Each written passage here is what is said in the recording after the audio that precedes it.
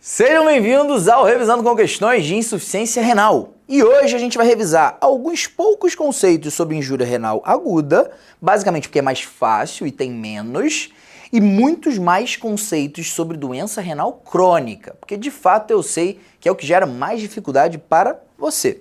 Primeira questão de 2020. Um adolescente é levado ao pronto atendimento por amigos apresentando desidratação, oligúria e dispneia. Os amigos relataram que o paciente havia ido a uma festa em comemoração à formatura de estudante de medicina na noite anterior. Você sabe que essa história nunca dá certo. Frequência cardíaca de 112 batimentos por minuto e pressão arterial de 150 por 100 milímetros de mercúrio. Os exames eram creatinina sérica de 7,8, ureia sérica de 210 e um fósforo sérico de 9,9, enquanto o potássio sérico estava 2,5. CPK de 110. E a pergunta é sobre a doença mais provável para justificar o quadro clínico desse paciente. Letra A. Injúria renal aguda por provável leptospirose. B. IRA por rabdomiólise. C. Glomerulonefrite rapidamente progressiva. Ou D. NIA, nefrite túbulo-intersticial aguda. Ótima questão clássica desse tipo de assunto. É IRA, insuficiência renal aguda, injúria renal aguda. Aí o que você precisa saber é olhar a clínica, olha o laboratório e fala qual que é a etiologia ou que é a classificação. Se é um tipo de rabdomiólise, se é por causa de uma droga, se é por causa de uma doença ou se é por causa, sei lá, de uma classificação pré-renal, intrínseca ou pós-renal. Então como que deve ser o seu pensamento nesse tipo de questão? Cara, primeiro, olha o enunciado e exclui a possibilidade de ser pós-renal. Basicamente porque é mais fácil. Até mesmo na prática é mais fácil de tratar, né? Eu tô falando de um paciente idosinho que tem prostatismo. Gotejamento pós-miccional, idade avançada, dificuldade de urinar de fato. Ou aquele paciente que por algum motivo tem uma obstrução bilateral de uretere, sei lá, uma litíase ou um câncer, sabe? Excluiu essa possibilidade, aí você vai ver a grande maioria das questões, que é diferenciar entre causas de pré-renal ou renal intrínseca. Pré-renal, a gente está falando de hipoperfusão renal, o cara está desidratado, por exemplo, uma fase inicial da sepse. Enquanto na NTA, a gente está falando de uma lesão renal intrínseca, direta, nefrotoxicidade, por alguma droga, por exemplo, ou às vezes um pigmento que pode também ser nefrotóxico. E aí? Nessa questão, o que você acha que é? É por leptospirose, rabdomiólise, glomerulonefrite rapidamente progressiva ou NIA? Vamos dar uma olhada no enunciado. É um adolescente que desenvolve uma desidratação, mas além de, claro, oligúria e dispneia, olha só os exames laboratoriais. Tem alguns exames aqui que não costumam estar presentes sempre. E quando estão presentes, já devem fazer com que a gente suspeite de um diagnóstico. Eu estou falando principalmente da CPK, ou seja, da creatina fosfoquinase, que é uma molécula que geralmente está aumentada quando a gente tem lesão de miócitos de forma significativa. Vamos lembrar, a rabdomiólise, né, pelo motivo que seja, sei lá, trauma, às vezes uso de alguma droga, o paciente pode ter lesão de miócitos com extravasamento de moléculas de substâncias que geralmente estão no meio intracelular e aí começam a ficar aumentadas no meio extra, no meio intravascular, como por exemplo as purinas. Então, hiperuricemia é uma coisa comum de acontecer. Como, por exemplo, mioglobina. Então, a gente consegue ver lesão renal aguda por causa dessa nefrotoxicidade. O fósforo também costuma estar aumentado. Geralmente vai de 2,5 a 4,5. Gente, tem hiperfosfatemia. Engraçado, né? Aqui tem 9,9. Logo, o resultado aqui tem que ser rabdomiólise. Certo? Não. Sabe por quê? Dá uma olhada no dá uma olhada no potássio. O valor é 2,5, pessoal. 2,5 é hipocalemia. E aí você fica pensando, hipocalemia não faz sentido nenhum. Porque o potássio é um íon intracelular, como é que ele está diminuído? Não faz sentido na rabdomiólise. Mas faz sentido, por exemplo, em outras doenças que são comumente associadas a uma IRA hipocalêmica, que aqui tem um belo de um grande exemplo que de fato é a primeira, segunda, terceira, 10ª opção na sua prova. Leptospirose. Na verdade, esse quadro aqui é claramente um quadro de injúria renal aguda, claro, eu tô falando de um adolescente desenvolvendo oligúria do nada, com aumento de escórias nitrogenadas, e aí você pensa em leptospirose por causa dessa hipocalemia. Barreto, e aquele negócio de você diferenciar ira pré-renal de renal através dos exames laboratoriais? Ajuda nesse caso? Mais ou menos, né? Porque quais são os sinais que mais aparecem? Fração excretória de sódio baixa, menos de 1%, na pré-renal e alta, mais de 2%, na renal intrínseca.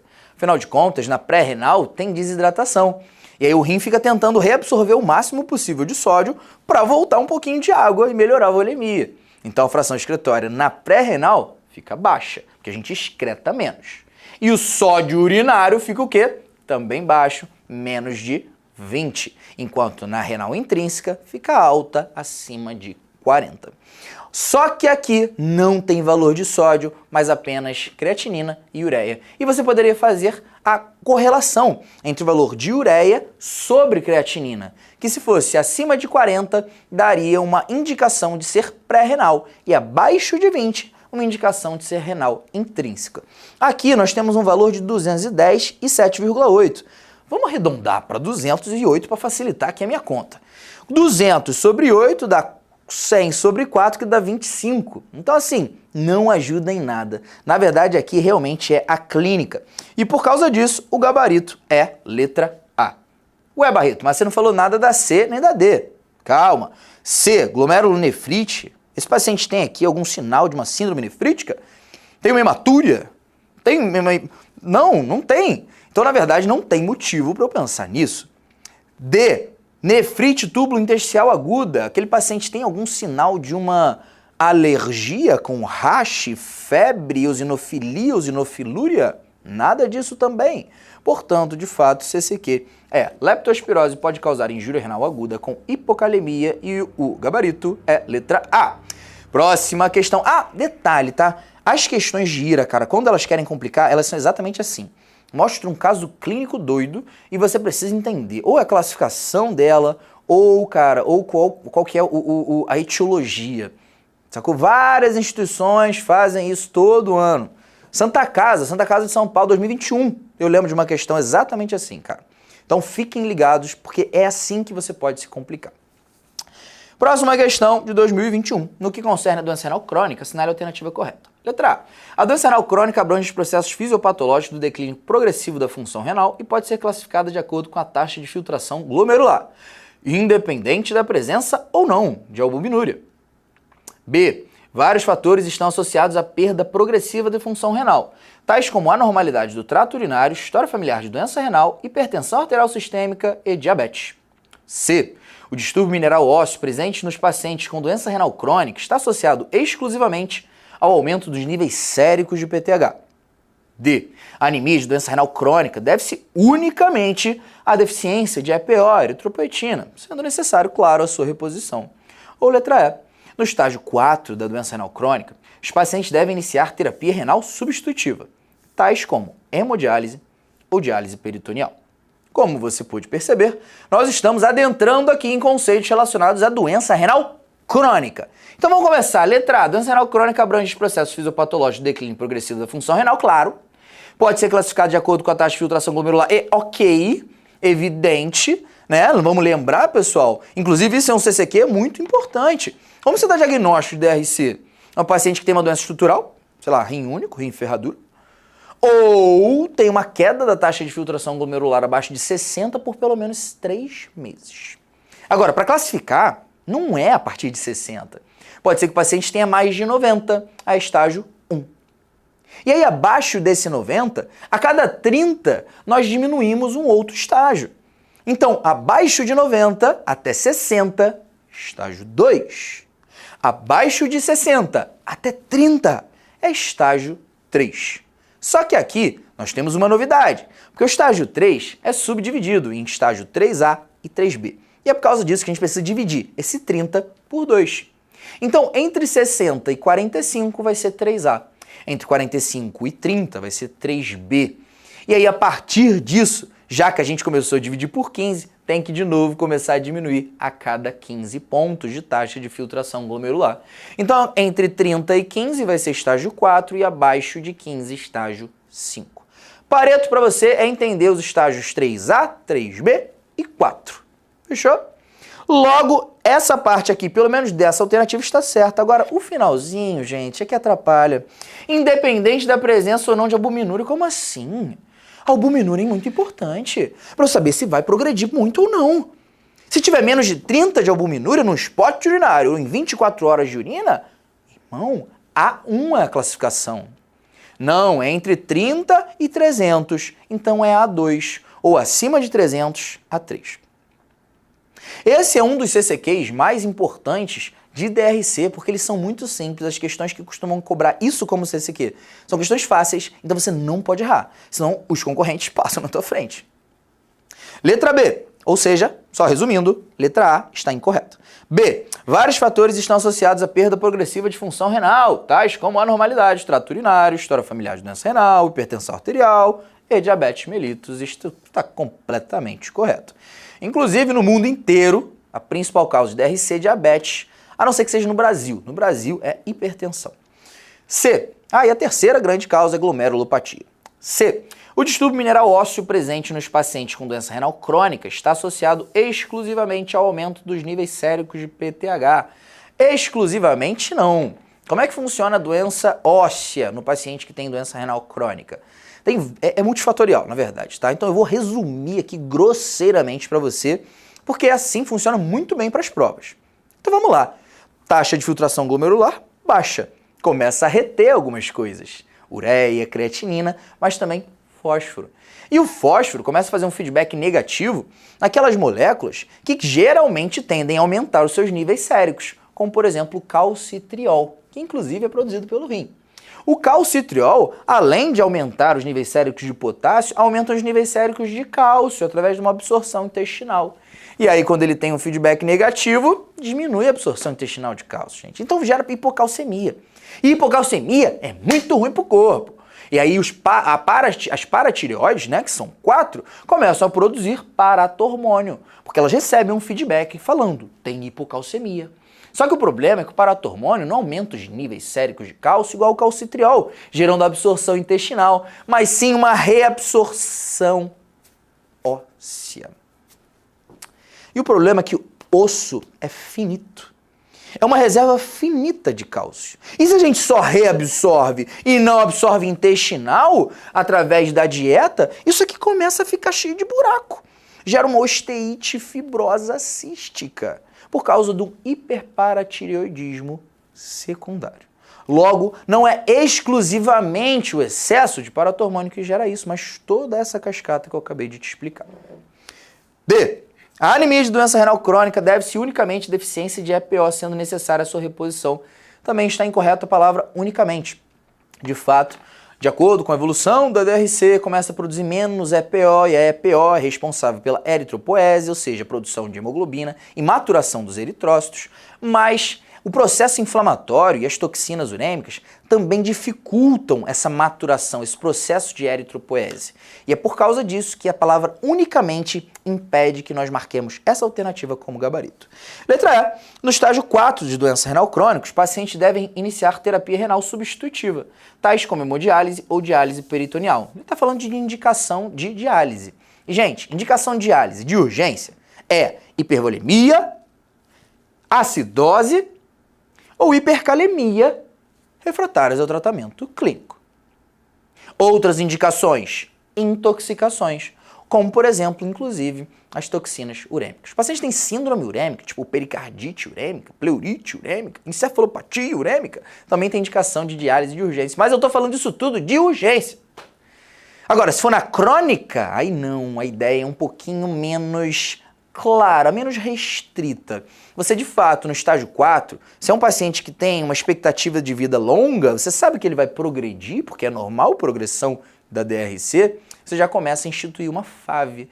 E essa FAV, ela precisa de um tempo de maturação, alguns meses, às vezes 6 meses, para diminuir a chance de ter infecção. Você sabe, o paciente com DRC morre muito. Uma das causas é justamente de infecção por germes resistentes, tipo Marsa, Staphylo Marsa, resistente à meticilina. Você tem que tratar com vanco. É preocupante, né? E é por causa disso que a gente toma esse cuidado. Agora, a indicação de estágio 4 começar a hemodiálise ou diálise peritoneal, tanto faz, não existe.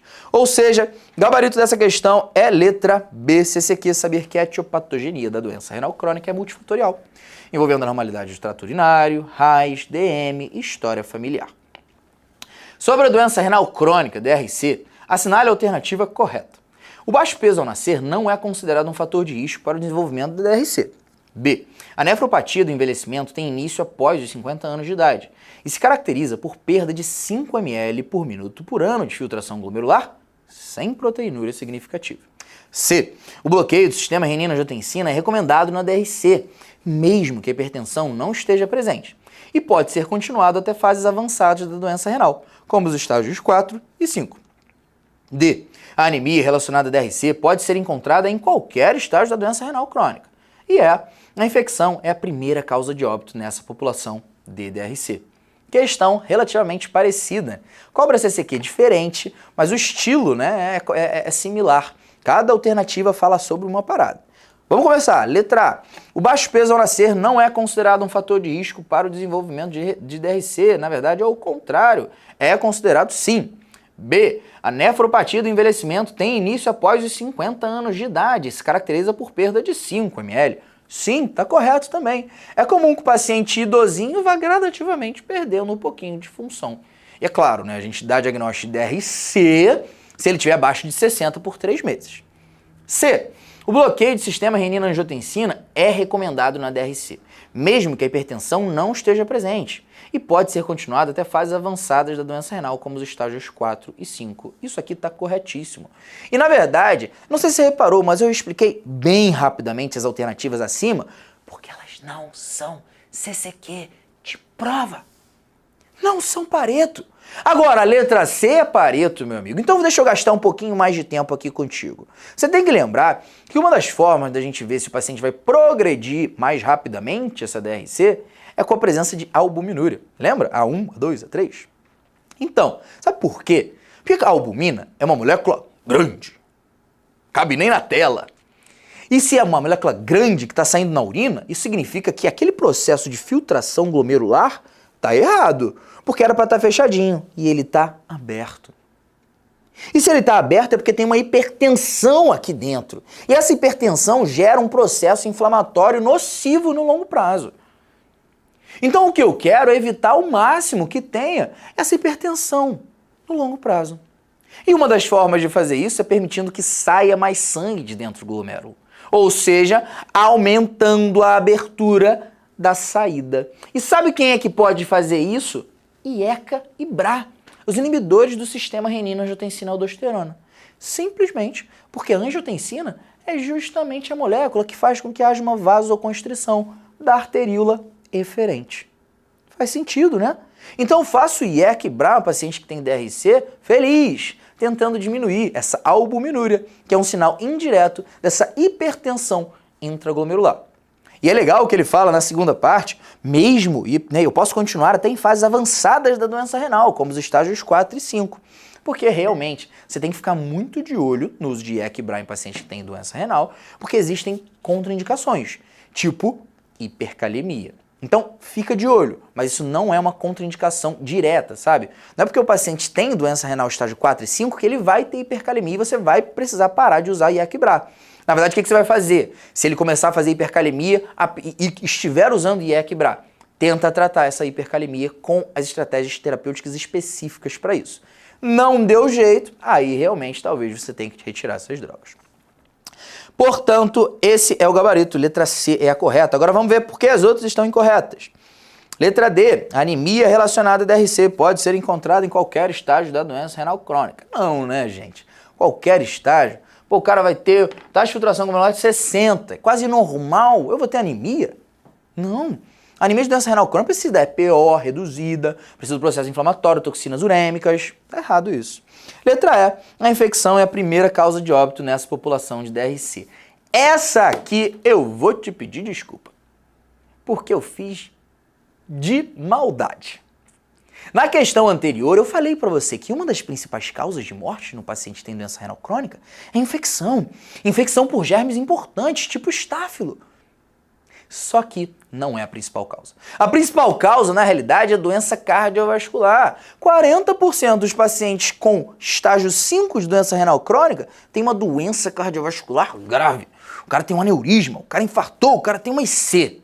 A gente fica com muito medo disso. E a grande maioria dos pacientes com DRC vão morrer de algum acidente cardiovascular, tá? Portanto, letra E, incorreta. Isso é muito importante porque é um CCQ que cai em várias provas. CCQ dessa questão, saber que os inibidores do sistema renina-angiotensina devem ser prescritos na DRC devido à proteção promovida. Próxima questão de 2021, agora aqui do Rio. Durante o ambulatório, o residente de clínica médica inicia a investigação de anemia de um paciente com doença renal crônica. Ele está assintomático e seus exames demonstram uma hemoglobina de 8,5, hematócrito. Pô, eu tô com alguma dificuldade, né? Quem é que fala assim, trocado tro? É o Cebolinha? Oi, Marlon, tô falando contigo. É o Cebolinha? Eu tô igual o Cebolinha. Hemoglobina 8,5, hematócrito 25%, taxa de reticulócito corrigido de 1%. Ferritina sérica de 50, ferro sérico de 40, TIBIC de 280, saturação de transferrina de 15%. No retorno ao ambulatório, fez o cálculo de clearance de creatinina estimado de 30 de superfície corporal. Com esses exames, ele indicou o uso de eritropoetina, EPO, 3 vezes por semana, calculada pelo peso do paciente. Sobre a conduta do médico residente, é correto afirmar que está, letra A, equivocada, porque a dose de EPO nos pacientes anêmicos e com doença renal crônica é constante, independente do clearance de creatinina e do peso. B, errada, pois a dose de EPO deve ser calculada de acordo com o nível de hemoglobina, hematócrito do paciente com DRC e anêmico. C, equivocada, pela necessidade de investigar anemia ferropriva e pela prescrição de EPO antes de repor os estoques de ferro. D, acertada, pois o paciente estava anêmico e a EPO deve ser usada em pacientes com DRC e anemia. Ou letra E, acertada, porque a dose de EPO nos pacientes anêmicos e com doença hepática crônica é constante, independente do clearance de creatinina e do peso. Ótima questão para a gente checar CCQs relacionados ao controle da anemia no paciente que tem DRC. E de fato, são conceitos, cara, que na realidade eu acho mais simples do que o problema mineral ósseo, tá? E caem com uma certa frequência também. Então é uma grande oportunidade, cara. Vamos lá entender então.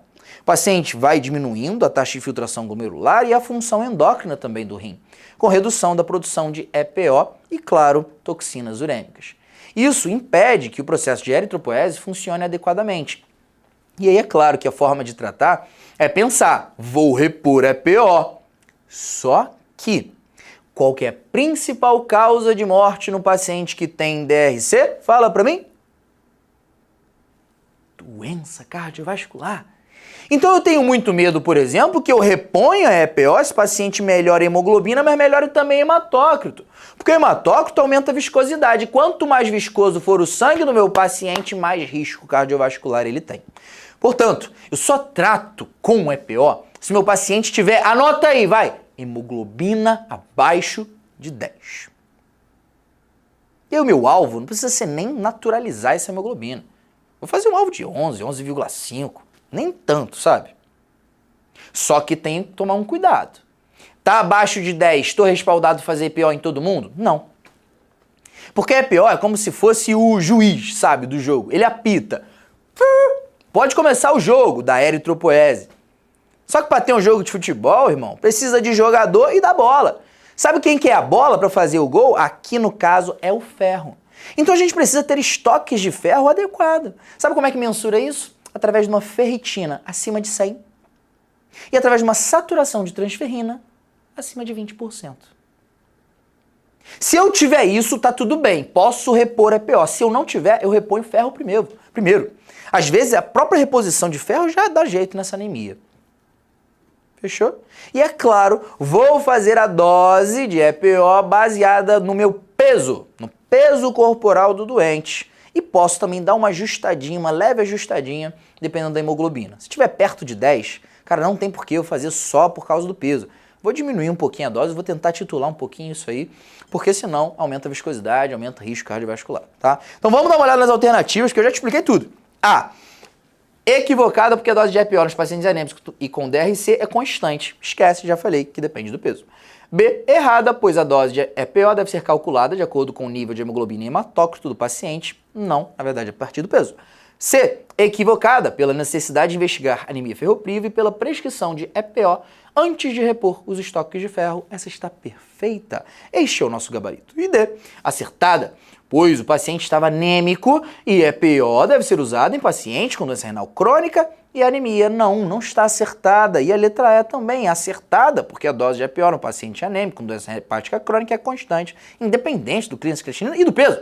Não, também está incorreto. Alternativa D e a alternativa E. Portanto, se esse aqui dessa questão era na anemia associada à doença renal crônica, deve haver reposição dos estoques de ferro antes da introdução de eritropoetina. Esse foi o nosso Revisando com Questões de Insuficiência Renal. Reparem vocês que injúria renal aguda costuma ser mais sim, ou melhor, costuma ter menos CCQs, mas nem por causa disso é tão simples. Você precisa ficar ligado com essas questões que cobram um enunciado um pouquinho mais complexo. Você tem que olhar a etiologia ou a classificação. Agora, na DRC, a minha impressão é que vocês têm muita dificuldade, porque vocês nunca ouviram falar sobre anemia, nunca ouviram falar sobre doença mineral óssea. Não é o tipo de coisa que a gente vê no ambulatório de clínica médica, por exemplo, com pelo menos tanta frequência assim. Então, uma vez vocês entendendo esses poucos conceitos sobre essas várias complicações de DRC, a parada se torna mais palatável, mais simples para você. Até a próxima.